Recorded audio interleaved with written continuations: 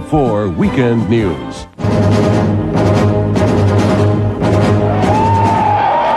It can only be described as a miracle. 4 days after the massive earthquake, a man has been found alive in Oakland, California, amidst the rubble of Freeway 880. This is NBC Nightly News, reported by Maria Shriver.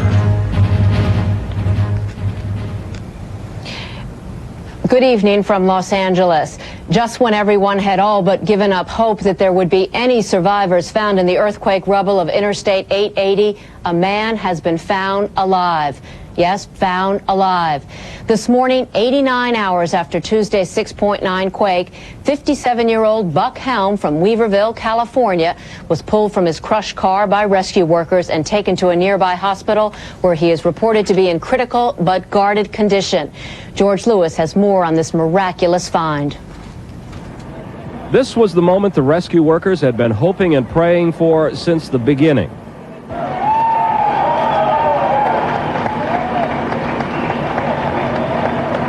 A miracle in the rain. 57-year-old Buck Helm of Weaverville, California, alive after 3.5 days of being trapped in the wreckage of the Interstate 880 freeway. They brought a man out alive. He waved his arms. We saw him wave his arms as he was being brought out, and after he had been lowered to the ground. It was just an incredible and a wonderful sight to see this man come out after some 89 hours and to come out and be alive and to be able, as he was, to wave his arms. And I can't say too much for those heroic people who went in. The search and rescue operation had been halted because of bad weather when Helm was discovered by an engineer from the California State Department of Transportation, Caltrans. The engineer called for help. I personally, myself, and the Caltrans engineer went up and got what we believe to be a positive sign that the individual was, in fact, still alive. Good color and a movement from his hand at the side of his head that gave us our first key to start. At that time, we put everything together, brought everything into operation, went in, shored, and from the east side of Pillar 100, effected a rescue. Paramedic Diana Moore also crawled into the hole as the rescuers risked their own lives to keep Buck Helm going. I was overwhelmed. It was wonderful. It was a wonderful feeling.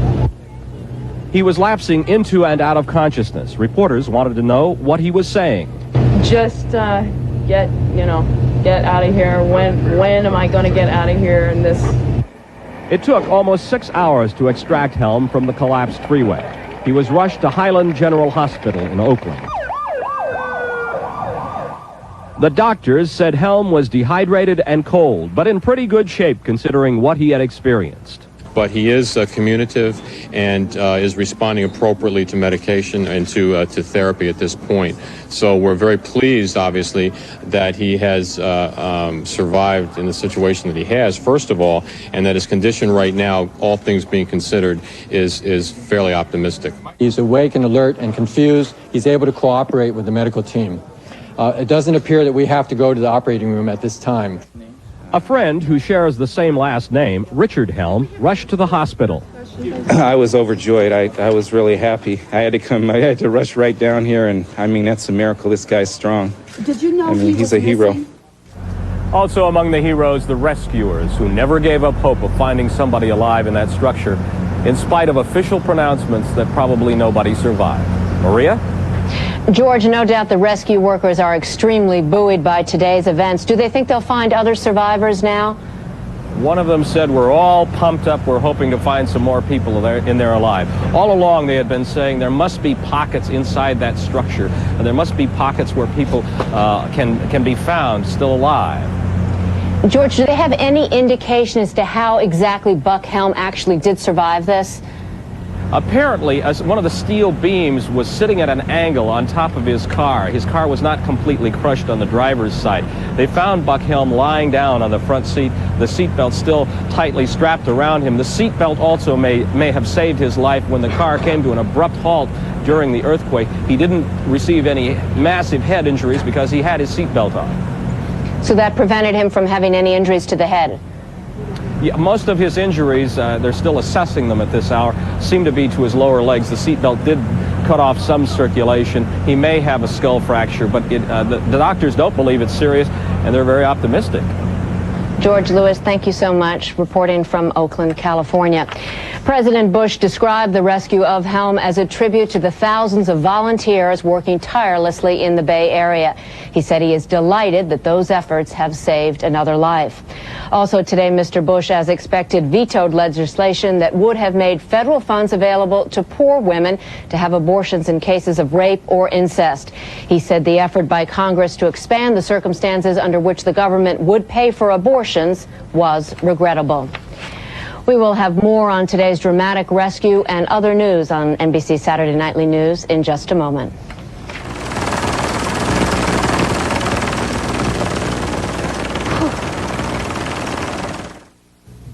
After you've produced the yearly report in record time, after you've made order out of paperwork chaos, after you've turned the slideshow into a colorful part of your winning proposal, and seen productivity become top priority, maybe after all that you'll know why Canon is the most popular copier in America. From personal to color laser copying, the choice is Canon. Call toll-free 1-800-OK-CANON.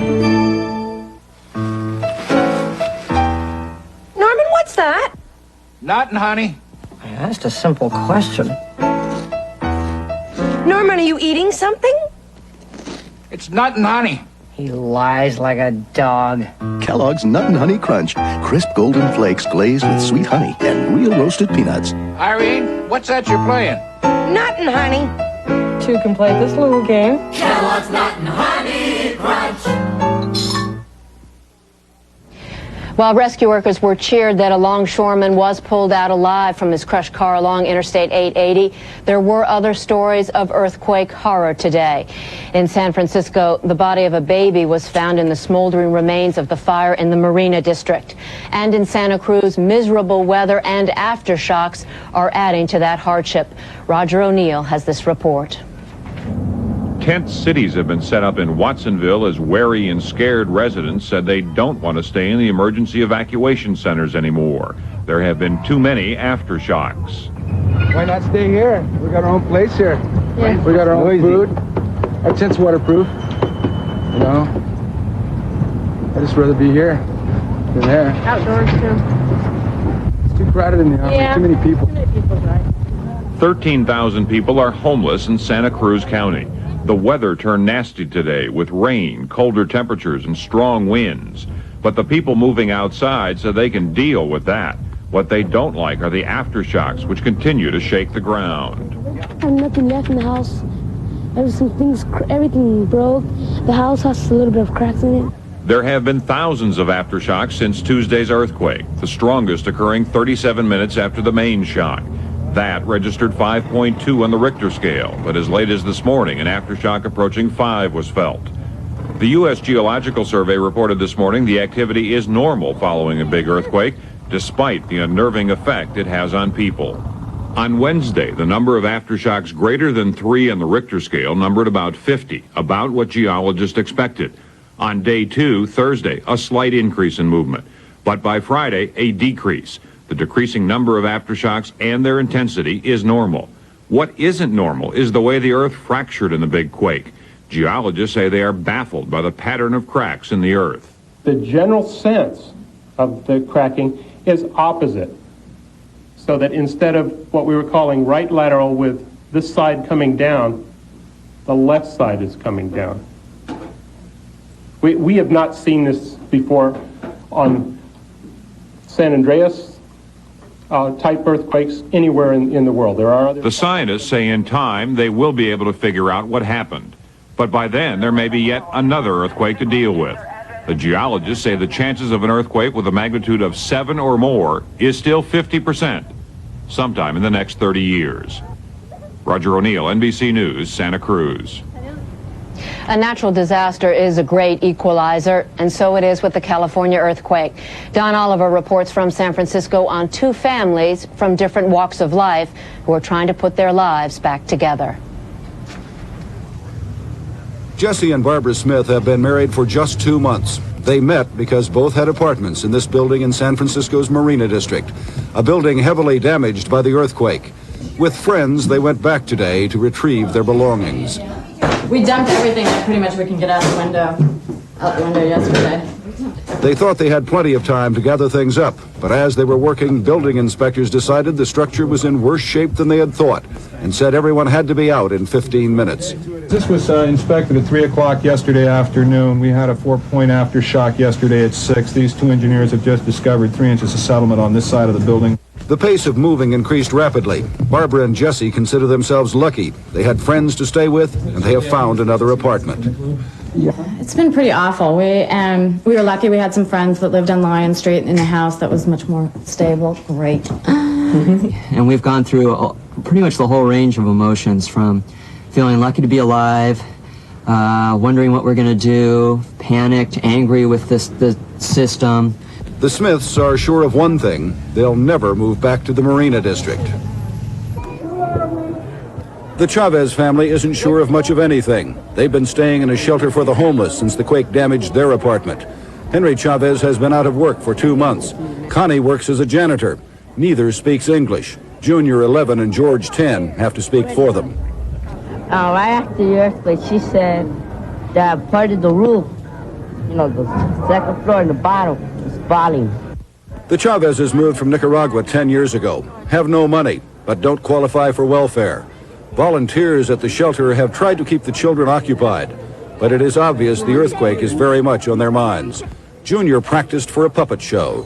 And then everything started to shake, so I flew over here to see how everybody are. And also his hair was on like this. The Chavez family has felt safe here in the shelter at the Moscone Convention Center, but their time of safety is about over. A convention is scheduled to start tomorrow, and the shelter will be closed. Don Oliver, NBC News, San Francisco. Still to come on NBC's Saturday Nightly News, Bob Jameson takes us back to the moment it happened, Tuesday at 5:04 p.m. Do you remember where you were? Trofeo, Trofeo. It's a new generation and we want a new world. Sequential port, fuel injection, anti-lock brakes. Paydays come and we want a new world. Visual information center, handles great. This Oldsmobile is not our father's. New generation for the sons and daughters. Trofeo. This is the new generation of Oldsmobile. For a change of mood, change to Philips soft-tone pastel light bulbs. I'm in the mood for love, simply because you're near me. Funny, but when you're near me, I'm in the mood for love. Make everything seem more beautiful with new soft-tone pastels. It's time to change your bulb to Philips. Having the flu is a nightmare. Your throat's so sore. You're congested. You cough. Body aches all over. But now there's Theraflu, the first and only hot medicine made just for flu symptoms. Theraflu, with a hot liquid like doctors recommend. Strong therapy for fever and cough. Strong therapy for aches and pains. Next time the flu strikes you, strike back with Theraflu.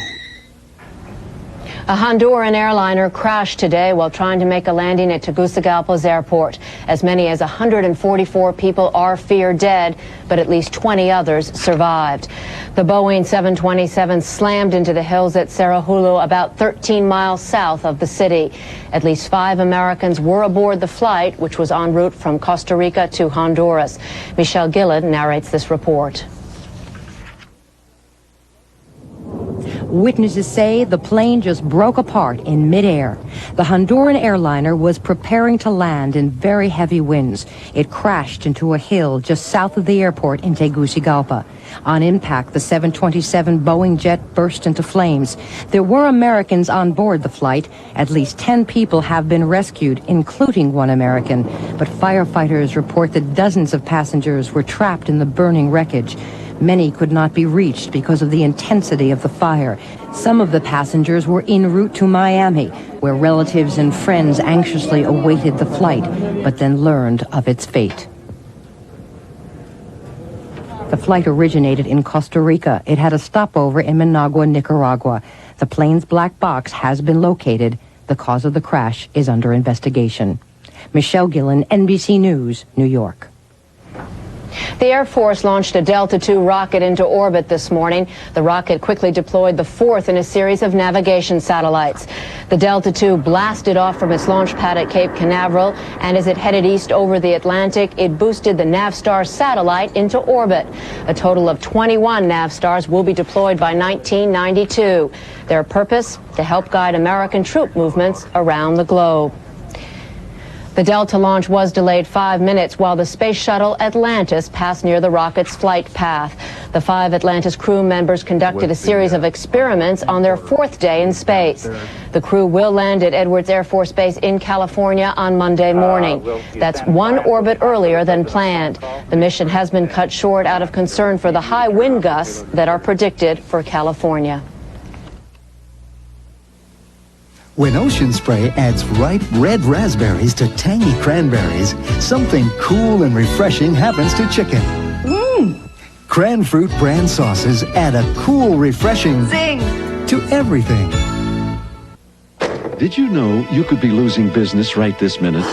Other 800 services take 50% longer than AT&T to connect your customers' calls. And that means they're more likely to hang up and not call back. What takes so long? With AT&T 800 service, you get more calls, and that can mean more sales. And isn't that why you have 800 service in the first place? I'd like to make a reservation for the 17th. Performance, another AT&T advantage. If you thought you had to give up comfort to get a close shave, Norelco says, think again. Their revolutionary shaving system shaves skin close in a way that's incredibly comfortable. As the hair enters the chamber, the patented lift and cut system lifts each hair and holds it a split second before a blade cuts it, so it's possible to shave skin close without the blades even touching the skin. The lift and cut shaving system from Norelco. We made close comfortable.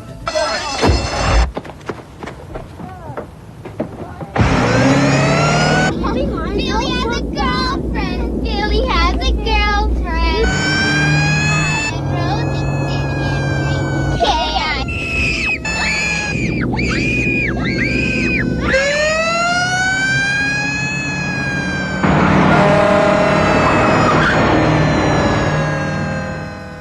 Napa, because there are no unimportant parts.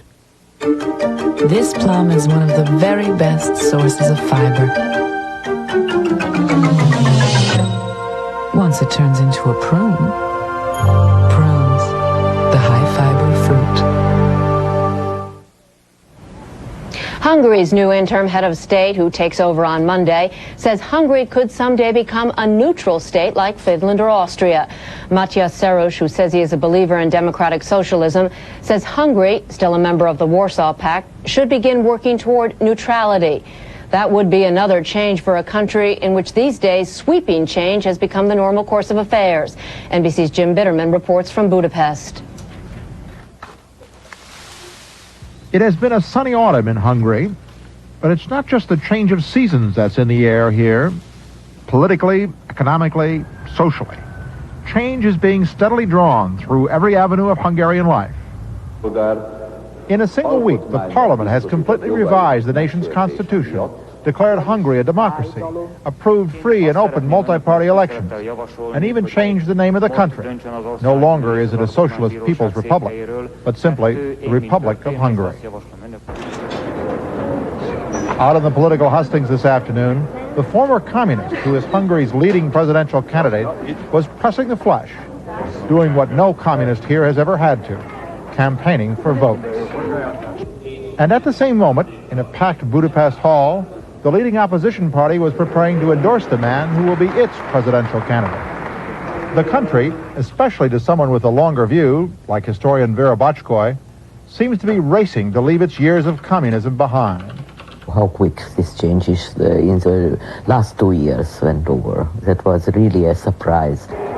Those who are pushing the changes here never lose sight of the series of events that began during the days of autumn, exactly 33 years ago this weekend. Then, too, the government renounced communism. Just as today, the symbols of communist rule came tumbling down. But then, unlike today, Those in Moscow who believed in and directed the communist empire had the will and the means to crush Hungary's political delinquency under the treads of their tanks. Today's reformers expect no such outcome. I was 11 when the revolution broke out in 1956, and we don't want to see ruined buildings, killed people anymore. So it is why we want to make a peaceful revolution. If those leading the reform no longer want or seem unduly worried about a confrontation in the streets, they face other battles on other fronts. Battles to shake Hungarians out of their weary skepticism of all things political. Especially those of the next generation who will have to make democratic reform work. How can I change? So it's a very difficult question. And I don't know whether these new politicians really know what they have to do. But if some remain doubtful, many of those who were here in 1956, who can compare the hope that was crushed back then with that which is alive again now, seem confident the country is headed in the correct direction. On a peaceful autumn day, when change is in the air, 83-year-old Peter Fulop can hobble along, remembering the bitter fighting which took place in this very square 33 years ago. He is finally free to openly express the vindication many of his generation now share. Communism, says Fulop, has failed. Jim Bitterman, NBC News, Budapest. After years of resistance to change, East Germany's communist leadership today conceded that there may be important lessons to be learned from Mikhail Gorbachev's reforms in the Soviet Union. That admission from East Germany's new Communist Party chief came as thousands of pro-democracy activists rallied in East Berlin to keep up the pressure for change. The protesters formed a human chain and marched in silence, following almost daily protests that have turned into the greatest challenge to East Germany's rigid communist system in many, many years. In one lessening of that rigidity, East German government officials announced today that they have completed a draft of a law to ease travel to the West. They said it will be ready for discussion early next week. When arthritis specialists are concerned about aspirin irritation, this is the brand they recommend most. Not Bayer, Ecotrin, with the orange safety coat to help protect your stomach. The more aspirin you take, the more you need the right brand. That's Ecotrin, and that's the truth. You know, looking like you never get any older is not all it's cracked up to be. You don't get the respect you deserve for the amount of time you put in the business. You can't grow a decent mustache, and you have a tough time getting the 30% seniors discount at Quality, Comfort, or Clarion. Could drive a guy to drink. Seniors save 30% by calling 800-221-2222. That's 800-221-2222. I should be dead. Last year, as I was driving home, I approached a hill. I saw something more frightening than anything I had ever seen. I tried to get out of its way. It was too late. I had a head-on crash with a 28,000-pound truck. I'm still alive today because of an airbag in my car. Allstate supports airbags because they save lives and lower insurance costs. Subaru apologizes to the residents of Casa Grande, Arizona, for driving the new Subaru Legacy 60,000 miles in 19 days for a new world record. If you're listening, Casa Grande, thank you. Finally, there are some of those moments from Tuesday that are etched in our collective memories. The first rumble at Candlestick Park, the initial confusion, the pictures of despair, the pictures of relief. They're all already committed to memory. The question, where were you at 5:04 p.m. on Tuesday? It's a particularly poignant one for the people of San Francisco. NBC's Bob Jameson reports. Bars and neighborhood restaurants filled in San Francisco. For the first time since the earthquake, people felt like going out. They simply wanted to be with each other to talk about what happened. I thought this was the big one. This was it. And I wasn't going to see anybody again. I was all by myself, and it was very frightening. This is probably the historic event in my life that I'll never forget where I was and what I was doing. For everyone who was in San Francisco, that moment, 5:04 p.m., is frozen in time. This is the upper deck of Candlestick Park, and this is where I was when the quake hit. As the stadium shook and rocked, I looked to my left and saw a workman 100 feet up on a swaying light tower holding on.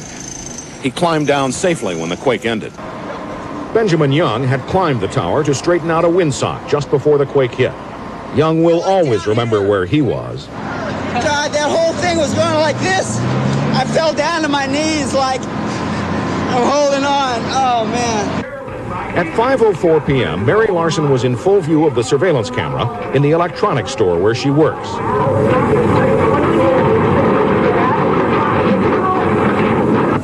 While the surveillance tape stopped, Mary Larson's memories have not.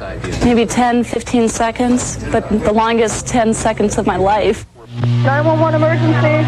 Oh my God, we're having an earthquake. Wait a minute. Hold on. The terror, the fear caused by the quake was captured forever in the San Francisco Police Communications Center, in the voices of those who dialed 911. Earthquake, the upper deck of the Bay Bridge has collapsed on Oakland side. The upper deck of the Bay Bridge has collapsed. 911 emergency. Oh my God, I don't seem like I can take much more. Ma'am, I know. Just hang in there.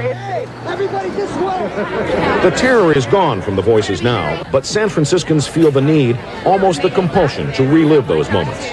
What went through my mind is, oh my God, is this it? I don't know if this is it or not. I don't know if I'm going to die. And so you're sort of living on the edge a little bit.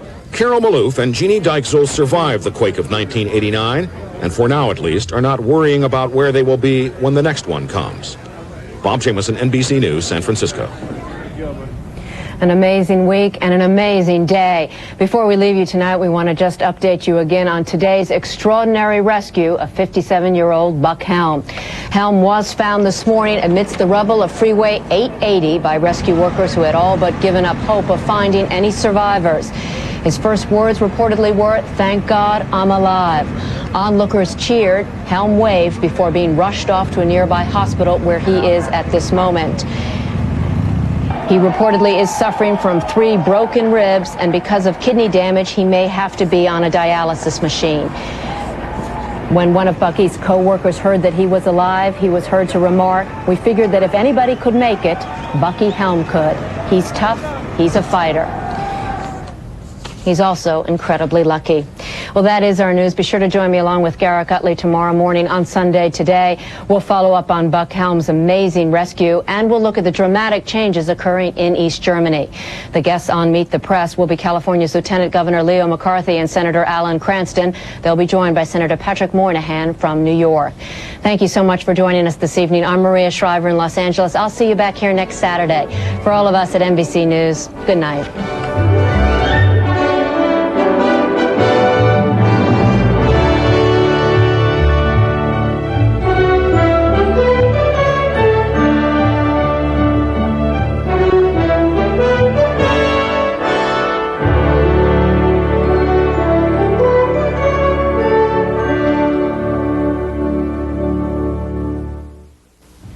Lawyers in love, on the trail of a brutal killer.